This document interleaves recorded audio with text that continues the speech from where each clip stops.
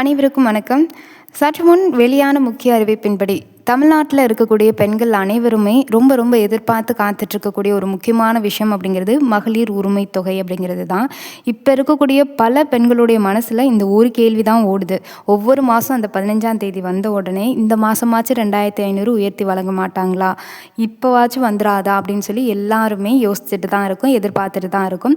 குறிப்பாக இந்த எப்போ வருவீங்க எப்போ வருவீங்க அப்படின்னு கேட்குற மாதிரி எப்போ தருவீங்க எப்போ தருவீங்கன்னு எல்லாருமே ரொம்ப எதிர்பார்த்துட்ருக்கோம். குறிப்பாக நமக்கு வழங்கப்பட்ட வரக்கூடிய 1000 ரூபாய் மகளிர் உரிமை தொகை இனிமேல் 2500 உயருமா உயராதா, 2500 எப்போ கிடைக்கும், ஏற்கனவே 1000 ரூபா வாங்கிட்டு இருக்கவங்களுக்கு இந்த 2500 வருமா, இல்லை இதுக்குன்னு தனியாக தகுதி வரம்புகள் இருக்கா அப்படின்றதையும், அதே நேரத்தில் ஒரு முக்கியமான விஷயம், இந்த குறிப்பிட்ட 4 வகை ரேஷன் அட்டைதாரர்களுக்கு கொஞ்சம் முன்னுரிமை அளிக்கிறாங்க. அந்த ரேஷன் அட்டைதாரர்கள் யார் யாரெல்லாம் அவங்க ஒரு தகுதியை முடிவு அடைச்சிருக்கணும், அதாவது அவங்க ஒரு தகுதியை செஞ்சு முடிச்சிருக்கணும். அதை பற்றியும் குறிப்பாக இந்த லாஸ்ட் ஒரு வாரமாக இந்த கடைசி இந்த ஒரு வாரமாக நடந்துட்டுருக்கு, இப்போ இருக்கக்கூடிய இந்த ஒரு வாரமாக நடக்கக்கூடிய இது தொடர்பான இந்த 2500 வழங்கக்கூடிய இந்த செயல்முறை தொடர்பான என்னென்ன எச்சரிக்கைகள் அப்படிங்கிறது நடந்துட்டுருக்கு அப்படின்றதையும் இந்த வீடியோவில் டீட்டெயில் இன்ஃபர்மேஷனாக பார்க்கலாம். உங்களுடைய பல கேள்விகளுக்கான பதில் இந்த வீடியோவில் இருக்கும். வீடியோ ரொம்ப யூஸ்ஃபுல்லாக இருக்கும், கடைசி வரைக்கும் பாருங்கள். நம்ம சேனலை இதான் ஃபர்ஸ்ட் டைம் பார்க்குறீங்கன்னா மறக்காமல் சப்ஸ்கிரைப் பண்ணி பக்கத்தில் உள்ள பெல் ஐக்கனை கிளிக் பண்ணி ஆல் என்ற பட்டனை கிளிக் பண்ணி வச்சுக்கோங்க. இந்த வீடியோ கட்டாயம் உங்களுக்கு யூஸ்ஃபுல்லாக இருக்கும். யூஸ்ஃபுல்லாக இருந்தால் லைக் பண்ணி கீழே ஹைப் பண்ணும், கமெண்ட் செக்ஷன் கிட்ட காமிக்கும், ஹைப் பண்ணி விடுங்க. ஓகே, வாங்க வீடியோக்குள்ளே போகலாம். இந்த மகளிர் உரிமை தொகை திட்டம் அப்படிங்கிறது பட்ஜெட் தாக்கலில் வெளிவரும்னு எல்லாருமே எக்ஸ்பெக்ட் பண்ணிட்டு தான் இருந்தோம். ஆனால் அதில் எக்ஸ்பெக்ட் பண்ண அளவுக்கு அதில் கொண்டு வரல. அதாவது ஆகஸ்ட் 5, 6, 2 தேதியில் பட்ஜெட் தாக்கல் அப்படிங்கிறது கொண்டு வந்திருந்தாங்க.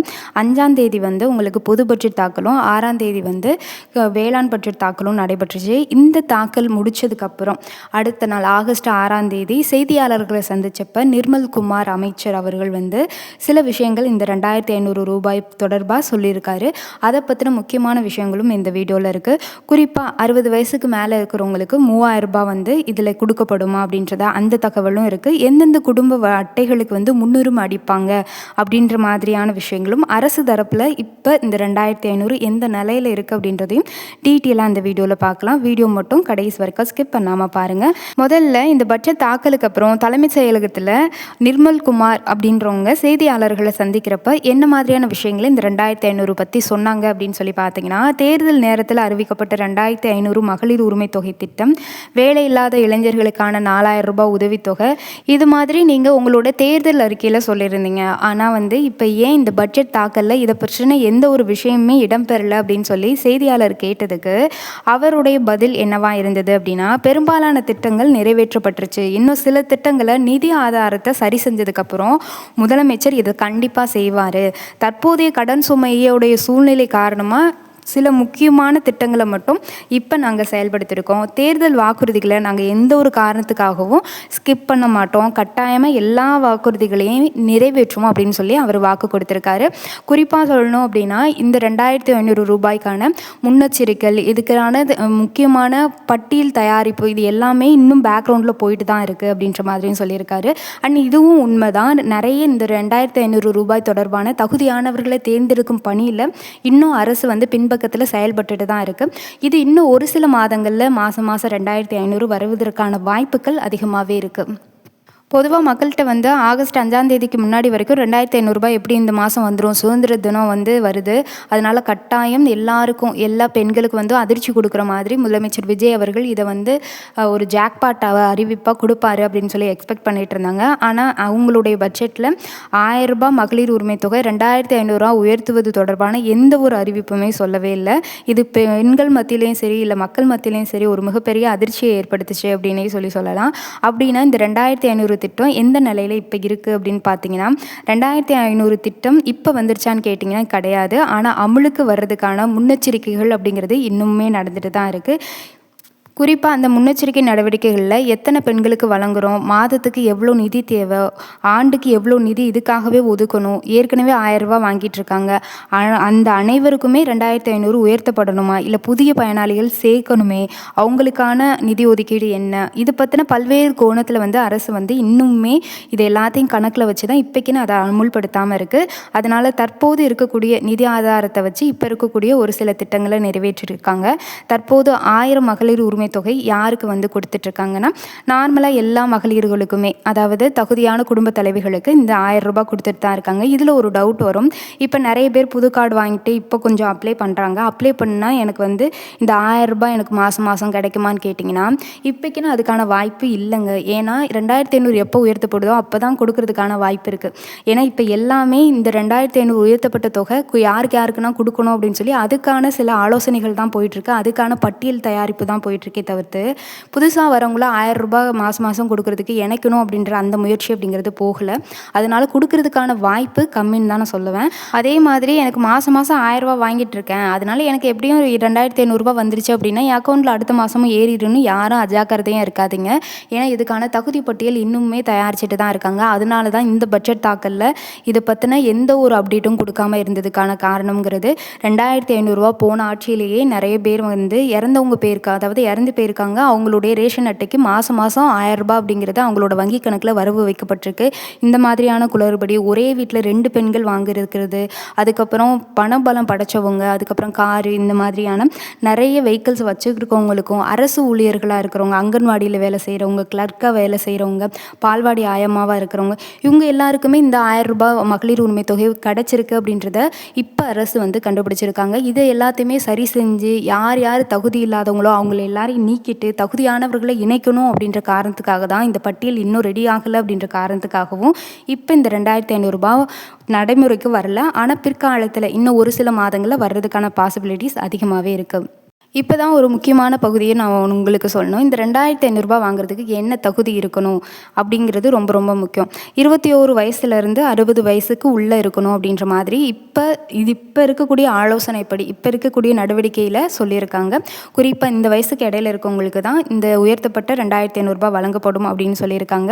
அண்ட் இது மட்டும் இல்லாமல் உங்களுடைய ஆண்டு வருமானம் அப்படிங்கிறது 1.5 லட்ச ரூபாய்க்கு உள்ளே தான் இருக்கணும். அதாவது முன்னாடினா 78,000 ரூபாய் இருந்தது, அப்புறம் 92,000 ரூபான்னு மாற்றினாங்க. வருமான வரி வரம்பு அப்படிங்கிறது வறுமை கோட்டுக்கு கீழே இருக்கவங்களுக்கு இப்போ 1.5 லட்ச ரூபாய் வரைக்கும் இது பண்ணியிருக்காங்க. அந்த வருமான வரி வரம்பு அப்படிங்கிறது, அதாவது வருமானம் அப்படிங்கிறது உங்களுக்கு இதுக்குள்ளே தான் இருக்கணும். வரி கட்டுறவங்களாக இருக்கக்கூடாது. நீங்கள் எதுக்காவது டேக்ஸ் கட்டிட்டு இருக்கீங்க அப்படின்னா உங்களுக்கும் கிடைக்காது, அரசு ஊழியர்களாக இருக்கிறவங்களுக்கும் கிடைக்காது. அதே மாதிரி ஒரு வீட்டில் 2 பேர் இருக்காங்கன்னா அவங்களுக்கு கிடைக்காது.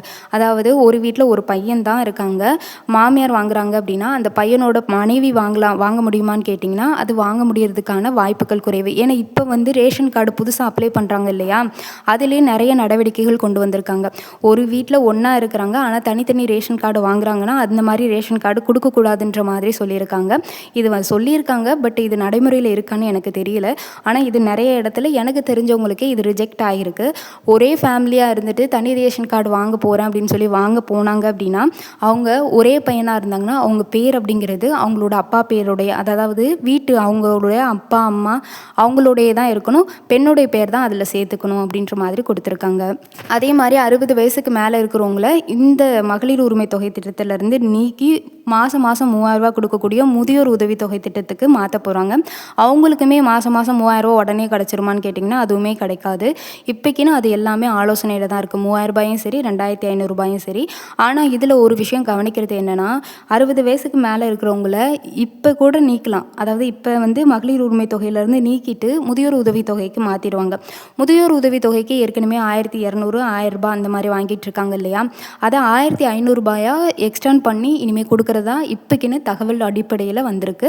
இன்னும் ஆலோசனையில் இருக்கிறதா சொல்லியிருக்காங்க. 1500 ரூபா அந்த மாதிரி 60 வயசுக்கு மேலே இருக்கிறவங்களுக்கு 1500 ரூபா வர்றதுக்கான முன்னெச்சரிக்கை நடவடிக்கைகள் இப்போ எடுத்துகிட்டு இருக்காங்க. அதுதான் ஃபஸ்ட்டு எடுக்கிறதுக்கான பாசிபிலிட்டிஸ் இருக்குது. இதில் நிறைய பேர் என்ன நினச்சிட்டு இருக்காங்கன்னா, இந்த 2500 ரூபாயும் வரும், அதே மாதிரி நாளைக்கு முதியோர் உதவி தொகை திட்டத்தில் திட்டத்தில் மாற்றிட்டாங்கன்னா நம்மளுக்கு 3000 வரும், மொத்தம் சேர்த்து 5500 வரும் அப்படின்ற மாதிரி எதிர்பார்த்துட்ருக்காங்க. அந்த மாதிரினா கிடையவே கிடையாது.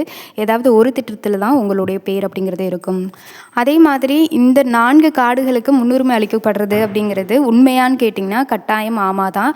ஏன்னா சில கார்டுகளுக்கு சில நபர்களுக்கு முன்னுரிமை அளிக்கிறாங்க இந்த தொகை வழங்குறதுல. இப்போ 2500 நாளைக்கு போடுறாங்க அப்படின்னா யாருக்கு முன்னுரிமை அளிப்பாங்க அப்படின்னா ஏற்கனவே 1000 வாங்கிட்டு இருக்காங்க இல்லையா, அவங்களுக்கு வந்து முன்னுரிமை அளித்து அவங்களுக்கு முதல்ல போகிறதுக்கு வாய்ப்பு இருக்குது.